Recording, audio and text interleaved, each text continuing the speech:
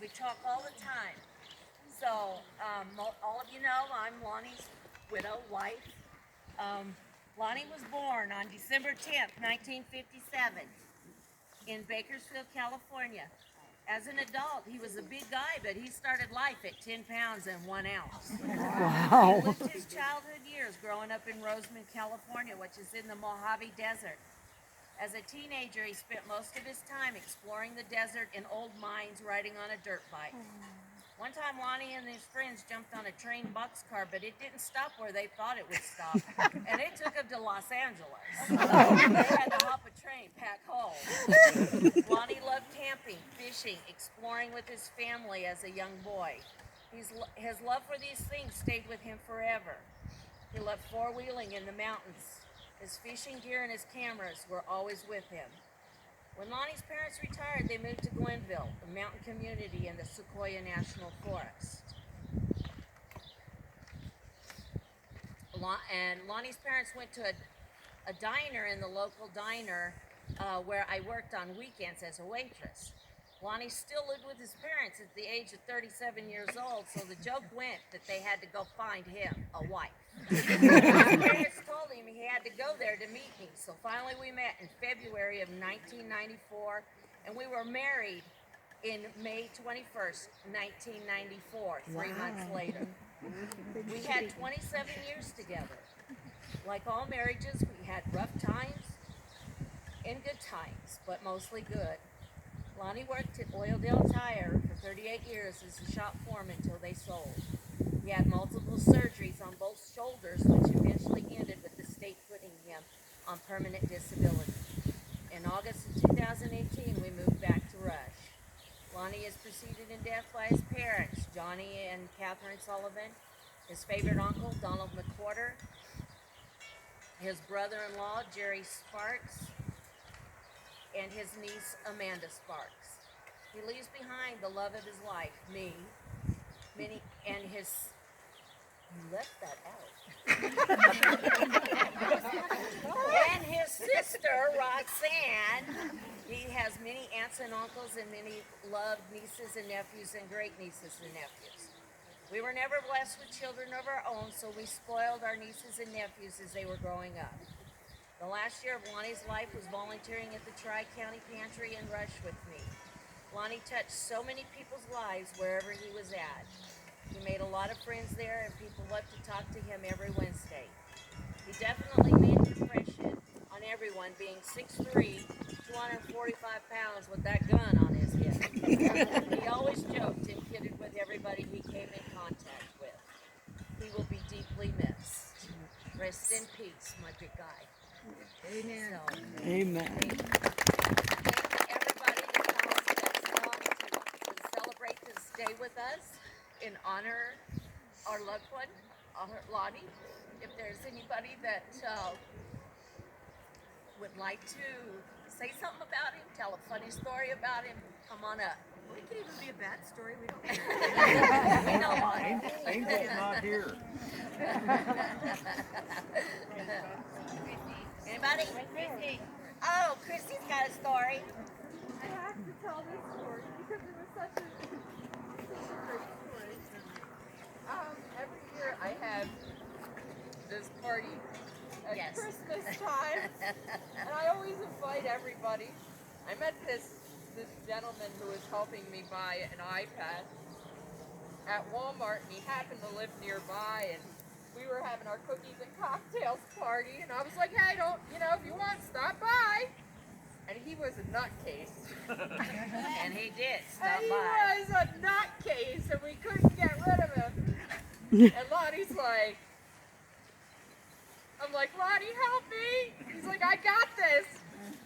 So he takes him out in the porch, and he starts having a conversation with him, and the kid's like, all right, I'm going to go inside and get another drink. And Lonnie's like, no, you're not. You're gone. And kicked him out. He was my bouncer every time. He was so awesome.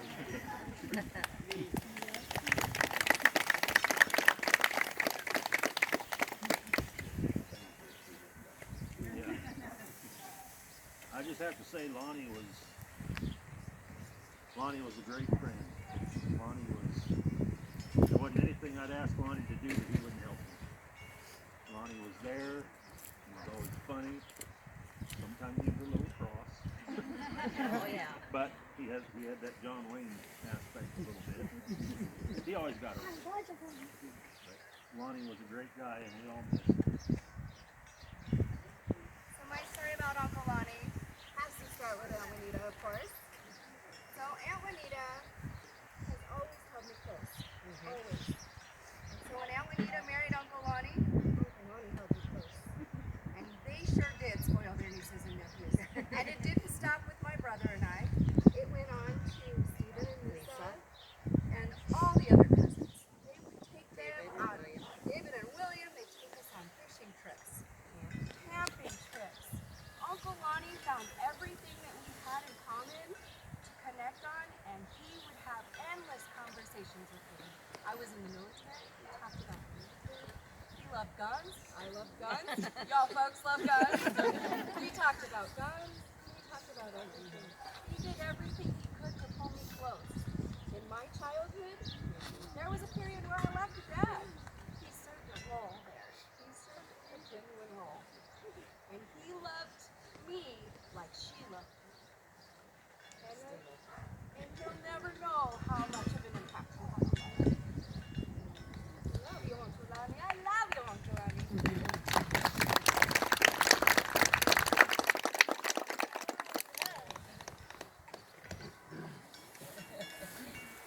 Lonnie was my protector. Lonnie walked behind me when I felt insecure of somebody there. Lonnie loved the women that were there. He did, but I had my share of men. But he was our protector. Well, taught us a few things if something happened, what to do. And he respected women.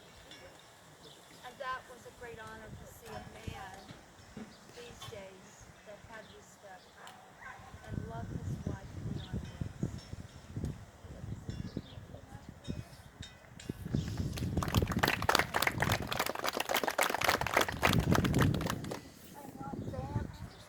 And Roxanne's daughter and my daughter used to go out with Lonnie all the time when we were camping. He'd take us way out in the middle of nowhere. We found this outhouse.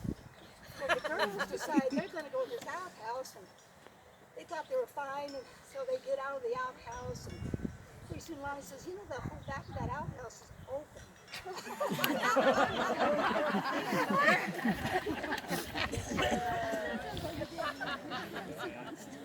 Yeah.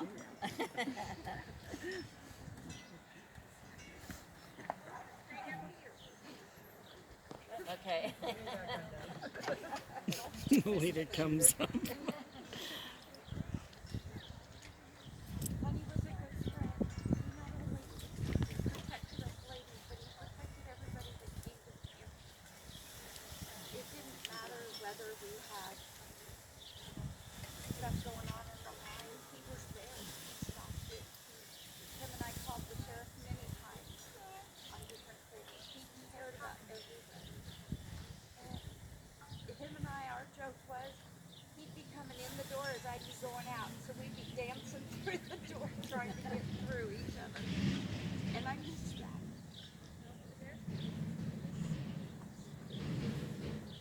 Those coming on, big boots to fill there. But he's thought of every time we go to that.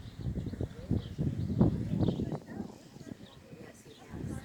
He is definitely. Where's Kira? Oh, come on, you don't want to tell the soap story? Okay, so the way that I met Lonnie, I wasn't volunteering as a picture quite yet. I was sitting in line, and I walked in with this boot on my foot. And he asked me what had happened. I was taking a shower, and I had dropped one of those big bottles of shampoo, and I ruptured the nerve in my foot. And it literally took like a year for it to heal.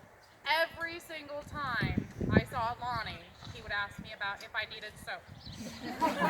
For the longest time, I was banned from getting soap. Yeah. They definitely had a soap story going. Yes, that is how I met Lonnie. Was he constantly gave me crap about my soap. Yeah.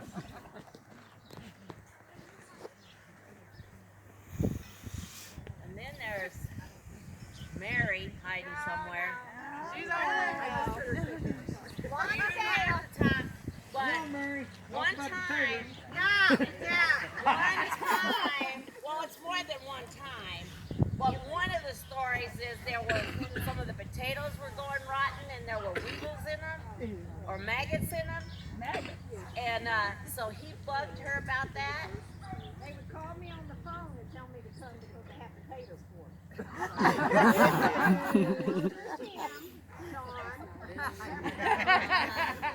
I'd come in and tell Juanita, I said, Lonnie Dale got my nerve. Yep.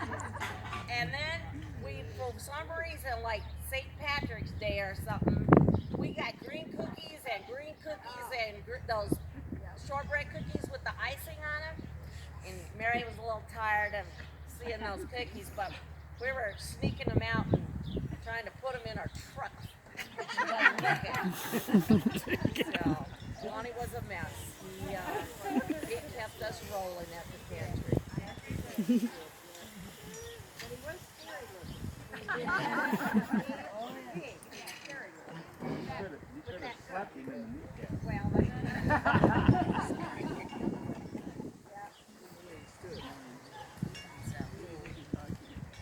Anybody else? Okay, well, I'm not going to there, but I met Lonnie when we moved here from, Fountain area. And Juanita and I decided we were going to volunteer at the pantry. And so I didn't have a car at the time, so Juanita came to pick me up, and Lonnie drives. And so I got to know them very well. Juanita is my adopted older sister, younger sister. So anyway, Lonnie was always so funny, and they'd unload the trailer, and then he'd come in and sit in the back and have a little break, and I'd be working back there, and Juanita would come through, and he always liked to tease her so much, and so he'd tease her, and she'd get feisty, and then she'd walk out of the room, and he'd look at me and say, Remy, I got a good one, and boy, that was true, and they were a good match. I really missed him so much, and I love him so much, Juanita. Thank you.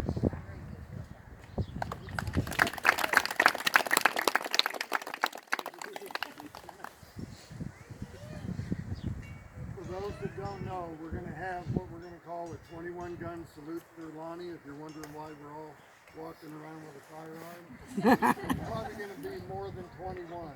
We just know some of y'all. That's What we need is somebody to yell fire, fire, fire 3 times with a space in between. And everyone that wants to participate is welcome to. Just keep your safety in mind. We're going to aim out 45-degree angle. Like my house. So if you're not participating, you're going to cover your ears. Yeah, I'm gonna take 3 steps back and cover my ear.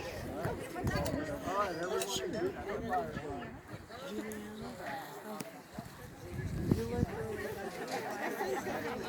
Okay. Did you used to go caregiver? Oh, Which way are they going? Because I'm still going back with my ears cut.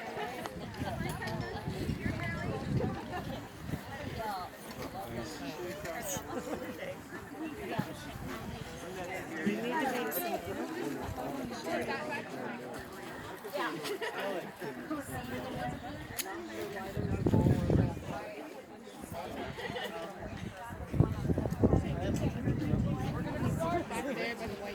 There you go.